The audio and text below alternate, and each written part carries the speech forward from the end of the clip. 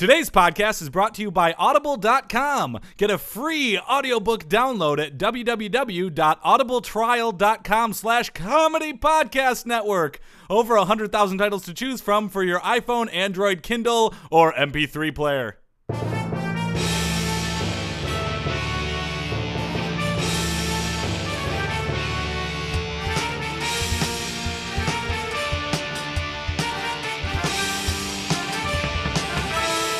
Hey there, everybody. Welcome to the Sports Podcast. I'm Joel Anderson. I'm Jordan Pomaville. And joining us, as always, Phil Ranta, the sports outsider. Boston just won. Yes, they did. Yeah, we're watching hockey here. And the Boston Bruins Yes. just took a 3-1 games lead over the Detroit Red Wings. Detroit, and you're wearing your Red Wings shirt, I Jordan. am wearing a Red Wings shirt today. Yep. So even though you tried your damnedest, you did, in fact, catch part of a game this week. Yeah. I did. I watched the very end. It was overtime, and Boston went That- pachow and scored a No, goal. well, Boston, that ricocheted off three different people. Yeah, that's why I went pachow. The Ding, ding, initial ding. Detroit defender got a piece of it with his stick. The second Boston player got a piece of it with his stick, and that went in off the leg of another Detroit defender. And in then I'm going to overtime. give her a piece of my stick. LeBron James update, watch update. LeBron James update. What update? Brought to you by All the things LeBron James sponsors. Nike. Do we need to fill people in on those? Or No, I think people I are think aware. that's a He's in brand a in lot of itself now. commercials and advertisements. I think that's its own brand. Wendy's. They got a new commercial. The update, watch update has gone through, a metamorphosis. We have Tim Tebow update, watch update. Yeah. Johnny Manziel update, watch update. And LeBron James update, watch update. This is only the second time we've done this. But they are the three most important athletes on the planet, as dictated by ESPN. Agreed. Absolutely. LeBron James is No, Google's. I do think we do have to point out there is maybe a slight talent difference between some of the members that we just named and the other ones. I agree to disagree. Okay. LeBron James is Google's most searched athlete. Because this is Google, it literally means he's the most searched athlete. Previously, we had done most searched athletes on Bing. Right. So that did not count. No, because Yeah. they didn't have 10. There wasn't I think enough that was to fill I out think the that list. was Annika Sorenstam with like 4 searches. Yeah. LeBron was the most searched athlete on an average monthly basis overall and led 23 states. Still, not enough electoral votes. It's too bad. He's not going to be our president. He won he won New York even despite football. Oh, football was the most searched sport in every state. Okay. Oh, wow. And he still carried like 23 every state. Even Hawaii? No, except New York, Oh. where the most searched sports is being a smug piece of shit asshole. It's the most searched sport there. That's a weird sport we never covered. Hey, well, bring it back. Yeah. LeBron is number 1 in Florida, number 1 in Ohio, but California belongs to Kobe. I believe it. Here's the thing: how specific are they being? Because I feel like the number 1 search in Ohio is probably something like LeBron James sucks dick, or like LeBron James die in a hole. Are they just? Are I they think counting those that all as count. I LeBron think James? those all Okay, count. yeah, it's all under the same umbrella. An additional fun fact, you have to type Kobe Bryant R.A. to get Google to say Kobe Bryant rape case. Just typing Kobe Bryant R doesn't give you that. Rebounds. That's unfortunate. It doesn't give you anything you want. Kobe Bryant return. Kobe Bryant return date. Kobe Bryant retiring. Kobe Bryant records. Nobody types Kobe Bryant R is looking for any of those things. No. That's because he R'd somebody. Peyton Manning was the most searched athlete in Colorado, Wyoming, New Mexico, and Montana. Additionally, he was the most... New Mexico? Yes, he was the most How'd you searched... get to New Mexico? I guess they're probably Mountain Broncos states, fans, yeah. Additionally, he was the most searched athlete in Indiana and Tennessee. Some people don't know how to let go, man. Oh, Indiana yeah. and Tennessee. They should watch that Frozen movie and listen to that song. Let it go. I really don't like that song. Let by the it way. go. Kansas Jayhawks forward Andrew Wiggins was the most searched athlete in Kansas Really? and Kentucky, which was by people presumably looking for an address to send racist hate mail. Yeah. Johnny Manziel is the 10th most searched athlete overall and number 1 in Texas. Number 2, Timothy Riggins. Wisconsin, Aaron Rodgers, not Brett Favre. Are you paying attention, Indiana? Geno Smith in West Virginia. Join me in the 2010s, West Virginia. Nevada was Floyd Mayweather. Oh, really? Geno Smith is still the most searched athlete in West In Virginia. this past year, yes. He doesn't even stand out to me. There was Steve Slayton. There's a lot of good West Virginia players too. He's playing. That's the most surprising one you've named so far. Geno Smith. It might get more surprising. I'm surprised someone named Wiggins is an athlete. I mean, Wiggins a was silly real. name. I didn't think a college basketball player, and I guess in Kansas. what else Kansas, is no gonna pro be? sports But- team. Maine, Massachusetts, New Hampshire, and Rhode Island, all Tom Brady. Nevada, Floyd Mayweather. Most of those are Floyd Mayweather trying to get directions and having a very poor understanding of how Google works. That's fair. How does Floyd Mayweather? If he didn't refer to himself in the third person, it would probably work so much better for him. How does Floyd Mayweather get to the nearest Taco Bell? Yeah, I think This is just an ad that I did for Taco Bell. Vermont, Tiger Woods. What? Reinforcing Vermont's status as whitest state in America. Oh, by Makes a long sense. shot. Yeah. North Dakota, South Dakota, Iowa, Minnesota, Adrian Peterson. Okay, that makes sense. Illinois, Derrick Rose. Yeah. Okay. Okay. Especially because people are going to want to know about what he's injured the most recently. And the Aloha State, Hawaii, Manti Te'o. Really? No, it's got to be Dwayne the Rock Johnson. See, that would have made me very happy. That I would think Wait, that would have been the. Who was Michigan? Michigan was LeBron James. Are you serious? Yeah. Oh, he that's carried 23 states, sad. Joel. He transcended red and blue states. We're better than that, guys. LeBron James? Most searched athlete. Oh, that's just painful. LeBron James, update, watch update. LeBron James, update, watch update. Brought to you by all the stuff LeBron James sponsors. .com. All right. What do we got on the show today?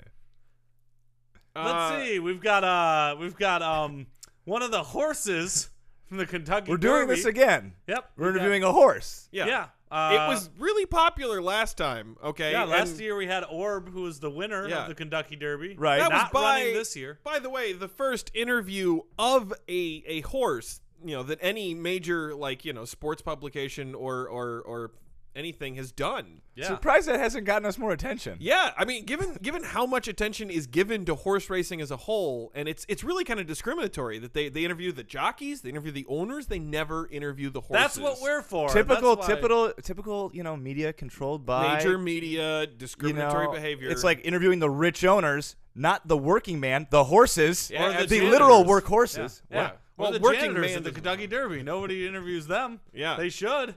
But there's a horse who's gonna be going for it all this year, and we're gonna interview him. Great Is that, sell. is that Yep. coming up this weekend? Yeah, it'll be this weekend. Okay. Saturday So on while you're NBC. listening to this right now. Unless you're listening to it late, in which case it's over. Oh. Maybe Yeah. this guy won. Maybe. Or girl. I Okay. don't know. I think Yeah. I think it's a male horse. I would think so. All right. Obviously, We'll know as soon as they walk in, I'm sure. Right. Oh, we'll be able to tell. Obviously, we're going to have news.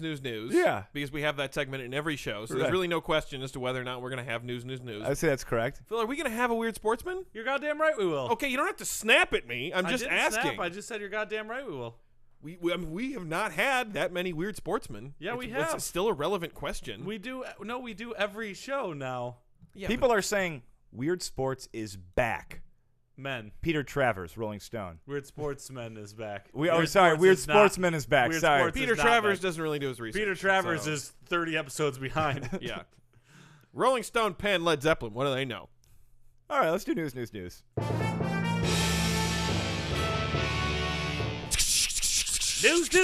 on the Sports podcast with Jordan, Joel, and Phil. News.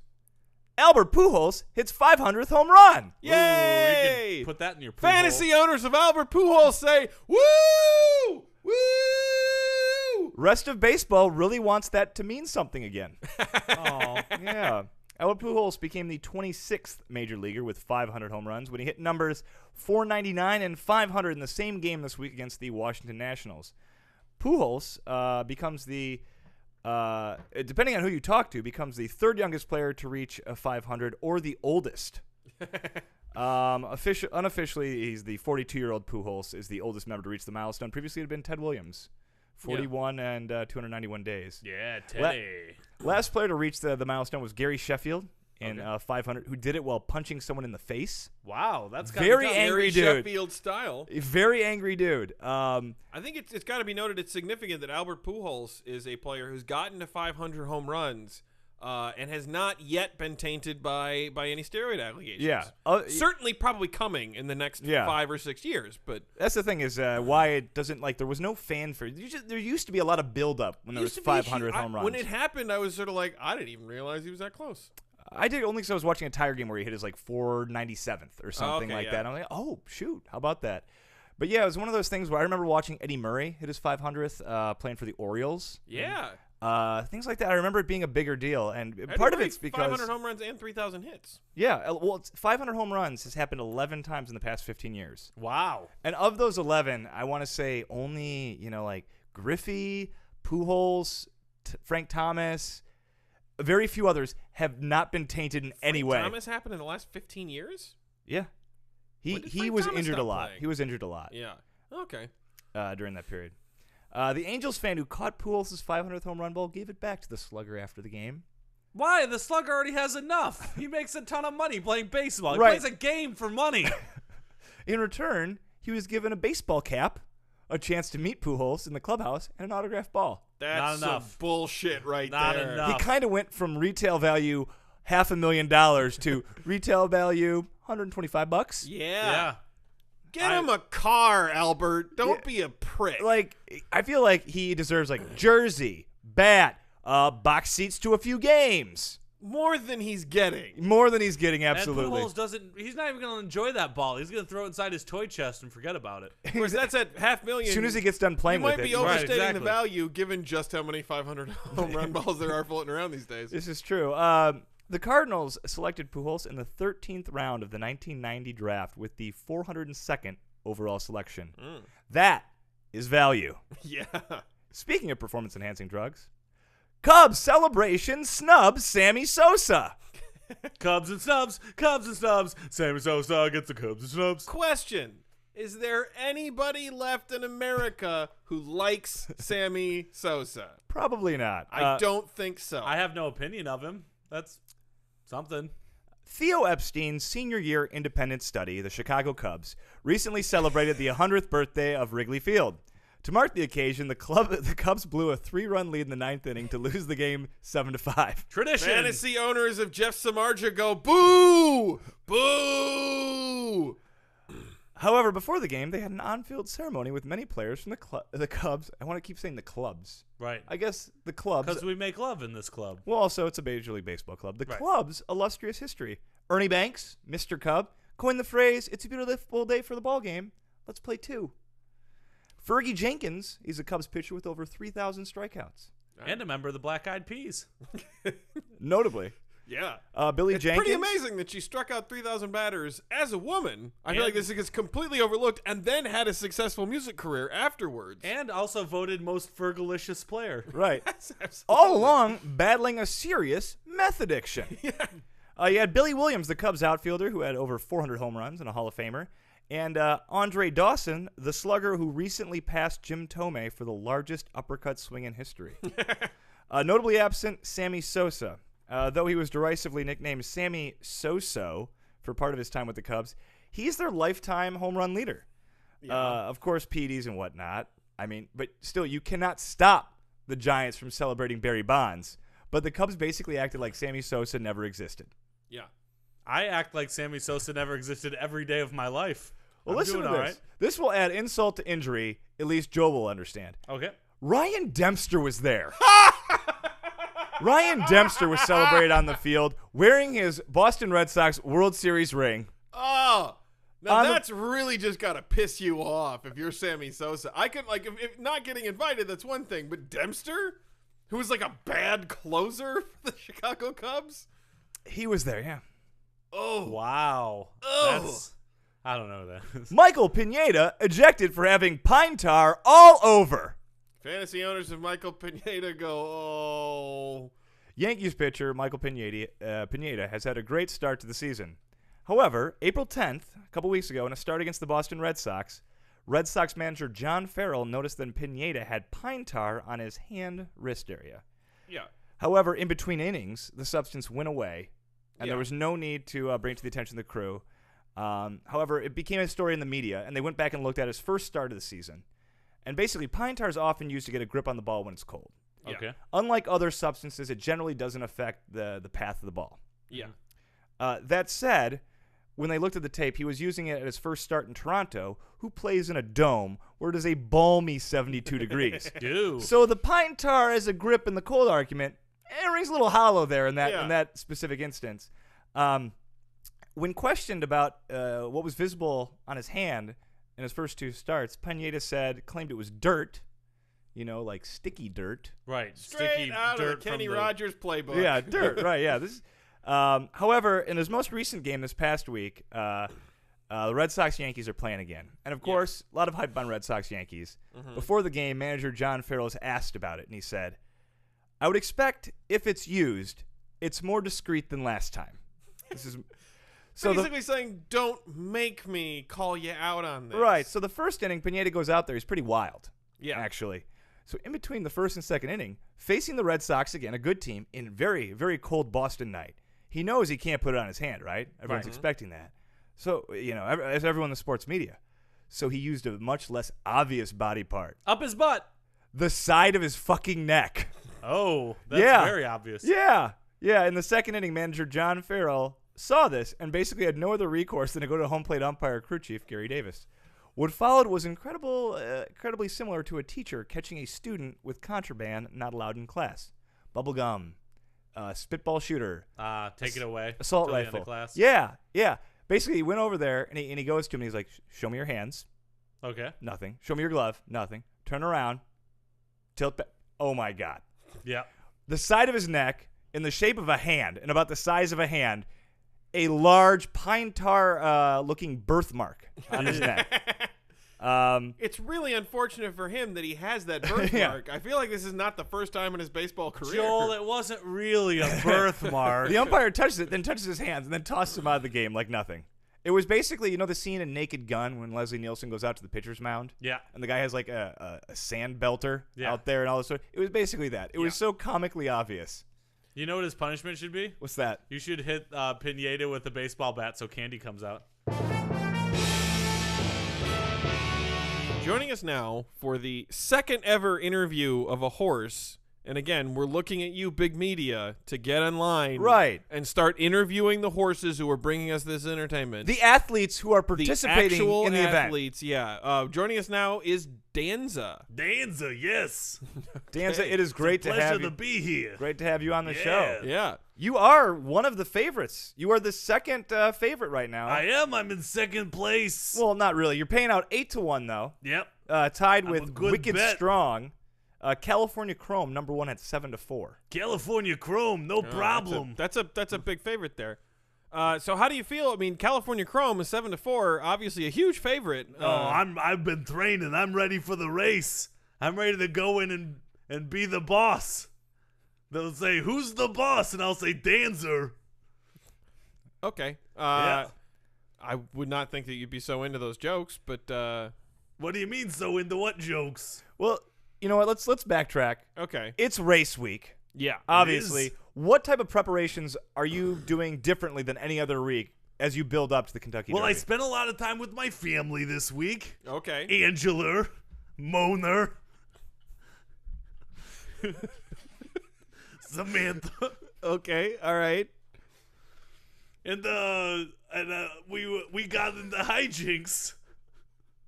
What kind of hijinks? I mean, it's race week. I think you'd want to be focused. No, it's racing's just really a side hobby of mine. Oh, okay. Yep, I'm actually a housekeeper to my family. I used to play baseball, and then I got an injury, and I needed to find a safe place for my daughter Samantha. You were a horse housekeeper. that played baseball. This is fascinating. Yep, played baseball, and now me going into a household. That where must have been I a have to really be a housekeeper, even though I'm a butch man. That must have been a real big Man transition horse. for you. Yeah. So who was the sort of head of the household? Well, I was the boss. Oh, okay. Are you sure? Because But you're working for them as though. a housekeeper. Yeah, You must have been hired by someone. Who are you hired by? Well, I was I was hired by Samantha. Okay. Yep. All right. So it sounds like Samantha might have been the boss. Well, that's the thing is you don't know who's the boss. Well, it actually sounds rather distinct here that Samantha is the boss. She's the one who hired you. No, as a but that's housekeeper. the thing. Our dynamic makes it difficult to be able to tell who's the boss. Oh, I see. So less in a literal sense, but more of a sort of rhetorical. More in the rhetorical Yeah. sense, yes. Okay, but Danza, it's Yes. race week. I Yeah. understand maybe hijinks and that sort of thing because you want to, keep everything consistent. But, what are you eating? How are you training? Tell me what this week looks like specifically. Yeah, what have you been doing this week? All right. Usually I wake up early in the morning and the kids are getting into some sort of trouble. Okay. So I have to go in and say, kids, you're driving me crazy. Okay. All right. And generally, like, one of them will have found It's a like cigarette. a- Yep, they'll have found a cigarette or something and tried it. And then I have to step in and teach them a valuable lesson. Oh, okay. So it sounds like I have to go, Angela. Yeah. Don't- What do you say to Angela? I Yeah. say, Angela, there's cigarettes in the house. That sounds. Does Angela sounds smoke? terrible. Do you smoke? Does someone? Of course not. All Of course, right. I'm a championship racing horse. Right, you shouldn't be smoking. You need your Yeah. lung capacity. Yeah. He wouldn't be going off at 8-1 if he was smoking. I wouldn't be much of a boss then if I was smoking. So you're in charge. It sounds like you're in charge of the household. Some would argue that I'm the boss. But What- again, we're not entirely clear on who would qualify for that role. Well, I think that it's a battle between me and Angela.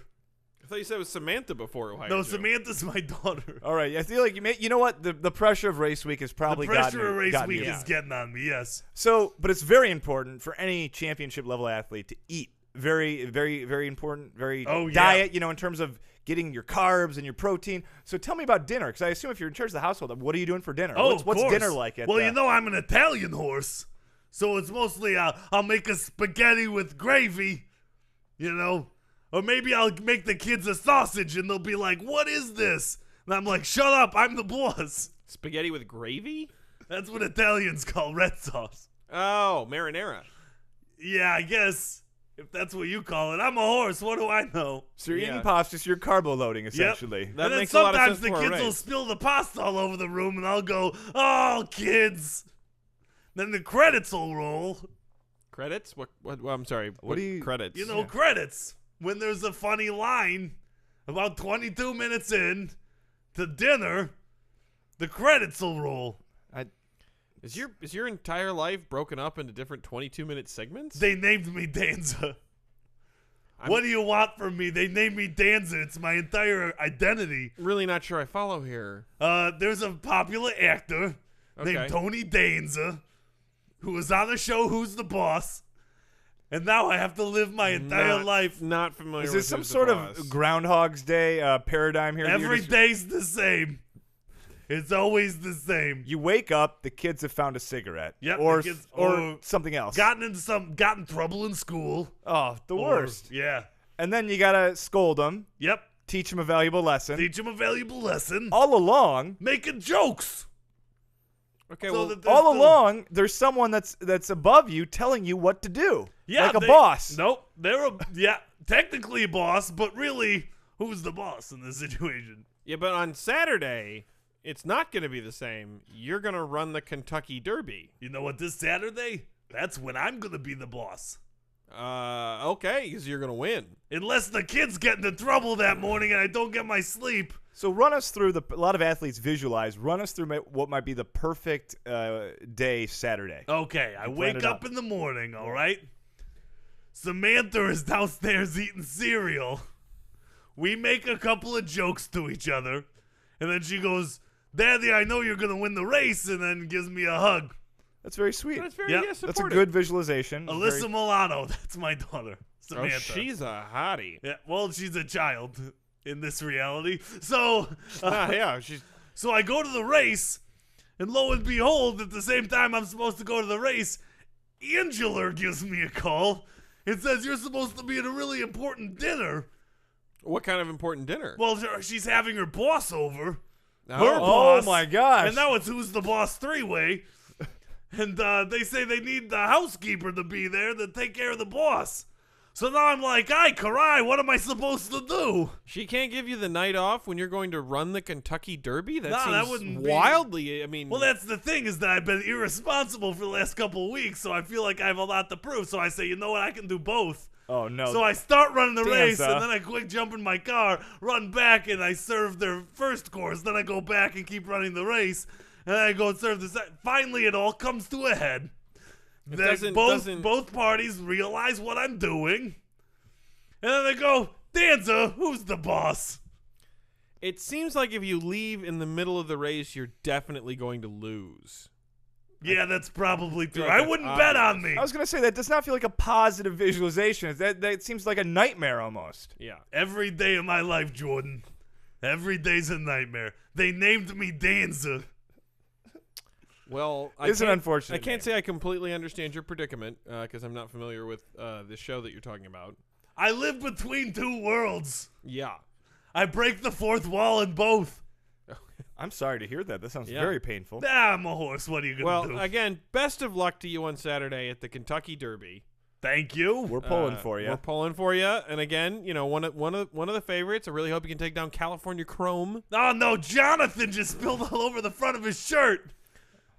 Well, he's got a school picture today, Danza. You're telling me his cowlick is sticking up. Oh, Better geez. fix Well, that. yeah, sounds like you got a lot going will. on over there. Yeah. Thanks for coming in. Thanks for your historic second interview by a horse ever. Hey, who's the boss?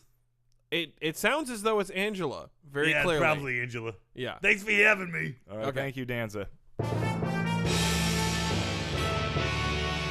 For you, the listeners of Sports Podcast, Audible is offering a free audiobook download with a free 30-day trial to give you the opportunity to check out their service. I personally recommend a wonderful book called The Hunger Games by Suzanne Collins. Joel saw the movie. He said that it was okay. To download your free audiobook today, go to audibletrial.com/comedy podcast network. Again, that's audibletrial.com/comedy podcast network for your free audiobook. And now it's time for another Weird Sportsman! Weird Sportsman. What do we got this week? This week's Weird Sportsman, Tonya Harding.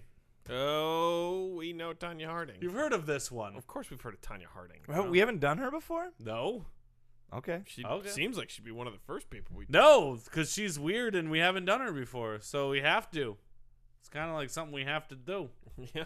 All right, Tonya Maxine Harding. Did not know her middle name was Maxine. Pretty trashy. Yeah. Tonya Maxine Harding, born November 12th, 1970, is an American figure skating champion, a two-time Olympian, and two-time Skate America champion. The end. And that brings me I feel like there's more than that, Bill. Oh, you think She's so? like a Yeah. sportswoman, I too. guess I'll continue. Although that's pretty weird. I wear knives on my feet and dance. That is Pretty weird. Well, when you put it that way. Yeah, it's pretty strange. In 1991, she won the U.S. Figure Skating Championships and placed second in the World Championships. She was the second woman and first American woman to complete a triple axel jump in competition. Oh, yeah. I did not know that. Yeah, she broke ground. Now everybody's doing it because she was the Jackie Now it's a Robinson. thing. Yeah, now it's a thing. Now I feel like you're required to do She was it. the Rosa Parks of female triple axels. You are not the first person to say that, I'm I sure. agree. She said it, I'm sure, to herself. She found herself in an international spotlight after her ex-husband, Jeff Gillooly, conspired with Sean Eckhart and Shane Stant to physically assault her skating competitor, Nancy Kerrigan, at a practice session during the 1994 U.S. Figure Skating Championships in Detroit. And, you know, people just seem to fixate on that one part of her career. Yeah. Not the triple axel. Pioneer in the triple axle. Yeah. Also pioneered assault and figure skating. And in it was fairness, also but- the least violent thing that happened in Detroit that day. There was parents who hugged their children that was more violent than that attack. Yeah. Yep. So she had an early life, she had a personal life, she had a skating career, blah, blah, blah. Series of incidents. Ooh, a series of Yeah. incidents. Yep, here we go. The latter part of her competitive career was marked by a series of blunders. I'll say. Yeah. All I have to say Oops. is, why did this happen to her? What a blunder. Why? Why? Well played, Joel. Causing television commentators to observe that no competition was complete without Harding having a crisis. She was a bit of a drama queen. Yeah. Yep. Skating Magazine reported that at Skate America in 1991, she was stranded in heavy traffic just before an event was scheduled to begin and had to hitch a ride with people who drove her backwards through traffic to the arena. What a blunder. It sounds like she was going away from the arena then. Yeah. Sounds like it sounds like she's drunk. Yep. Incredible blunder. Goo. Harding arrived so late for her competition at the 1992 Winter Olympic Games that her performance was affected by jet lag. Oh, wow. What a huge blunder. What a massive blunder. Incredible. Probably the worst thing that's going to happen to her at an Olympic And worth noting, type she got event. pretty lucky. She fell into that one period when they shifted the Winter Olympics to the off 2 years of the Summer Olympics. So 92 and then 94. Yeah. A lot of people didn't get a chance to do 2 Olympics in 2 years. She was one of the rare few. Well, stuff happened in 93 as well. At the 1993 Nationals, she had to ask permission from a referee to restart her program after the back of her dress came unhooked as she began to skate. What a blunder. What a complete and total blunder. Whoopsie. Wardrobe malfunction. Wow. Pioneer of the wardrobe malfunction. Yeah. Huge blunder. Again in 1993 at Skate America, she stopped midway through her free skate and complained to the referee that her skate blade had become loose. She was allowed to resume her program after her blades were checked by a skate technician. Blunderooski. Blunderville, population her. In the same event, she claimed to be suffering from an ovarian cyst that was on the verge of bursting, seriously endangering her health. What a blunder. What a cystic blunder. Yeah. 1993. Sounds like somebody needed to assist her with that problem. There it is. In 1993, also known as the year of the blunder, Harding was scheduled to compete in a national qualifying competition for the 1994 National Championship. However, before the event, the organizers received an anonymous assassination threat against her. And the United States Figure Skating Association told her to stay away, exempting her from having to qualify. What an incredible blunder. Yeah. Who's the subject of an assassination threat? Total That's a blunderhead. Blunder. The medal ceremony at the 1994 championships had to be delayed because she could not be found backstage after the competition. Blunder, blunder, blunder. Watch blunder. Yeah. Gah. During the 1994 Winter Olympics, she almost failed to appear on the ice when her name was called for the free skating because she was scrambling to replace a broken skate lace. I do remember this, and then she started crying. The replacement turned out to be too short to fully lace up the skate. Blunder. And after missing the opening jump in her program, she again had to ask the referee for permission to find a new lace. Blunder. Blunder! In addition to the incidents listed above, Harding went through a series of coaching changes and at one point even attempted to coach herself. Blunder. Yeah. In spite of the publicity she received about being handicapped by asthma, she periodically smoked. Lung blunder. Now for the biggest blunder of all, attack on Nancy Kerrigan. I feel like, and you know why it's the biggest blunder of all? You know how in basketball they say if somebody's going in for an easy layup and you're going to foul them? You got to make sure it's a hard enough foul. If you're going to take the foul, you need to ensure that they're not going to make the layup. If you're going to foul Jordan, foul him hard. Foul him hard. Did not foul hard enough. Yep. Started all of this crap, and she still wins the silver medal. Quarter of an inch too far down. Like if she would have like a quarter of an inch higher or something, Nancy Kerrigan would have like a limp the rest of her life. Yeah. But you know what? You guys just recapped it pretty well, so let's get straight to the trial, right? So we're Blunder. Blunderino. So on February 1994, Galuli accepted a plea bargain in exchange for his testimony against Harding. Galuli, Stant, and Eckhart, and the getaway car driver, Derek Smith, all served time in prison for the attack. Eckhart was sentenced to 18 months in prison for racketeering, what was released 4 months early September Racketeer. 1995. Yeah. Blunder. Blunderoony. Legal system blunder. And then ultimately, the later celebrity blunders, she had a sex tape. She showed up on a There was a Tonya professional Harding sex wrestling tape? show. I remember that. Yeah. She used mouth-to-mouth resuscitation to help revive an 80-year-old woman who collapsed at a bar. Blunder. No, not a blunder. She became a regular commentator on True TV's The Smoking Gun Presents World's Dumbest. Blunder. And she was a boxer on Celebrity Boxing. remember that. Blunder. Big time a blunder. That brings an end to another Weird Sportsman. Oh, she's the queen of blunders.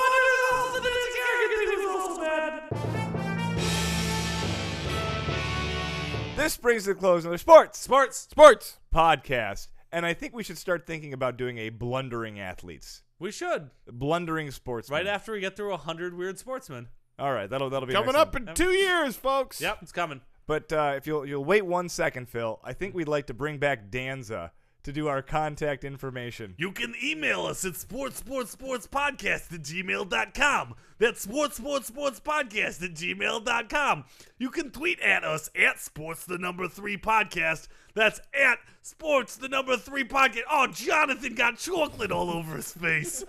You can find us on Facebook by searching Sports Podcast in your little top bar thingy. You can find us on Stitcher Radio. Download the Stitcher app today. It's Stitcher.com, and that's not ending with an A. That's an actual ER. And search Sports Podcast. You can find us on SoundCloud by going to soundcloud.com/sports3podcast. That's soundcloud.com/sports3podcast. Moner, where's my shoes? You can find us on YouTube by going to youtube.com/comedypodnet. That's youtube.com/comedypodnet. While you're there, please subscribe. You can find us on iTunes by searching Sports3 Space Podcast. That's Sports3 Space Podcast. Or for all of our back episodes, go to comedypodcastnetwork.com. Angela, get off the stove. Danza, I just had a quick thought, actually. Yep. So during the race, there's going to be a jockey riding on your back and striking you with a whip, right? Probably yes. Probably safe to say that he's the boss, huh? I don't know. Who is the boss? The guy hitting you with the whip and telling you to go. I don't know. It's open for question. Lights off.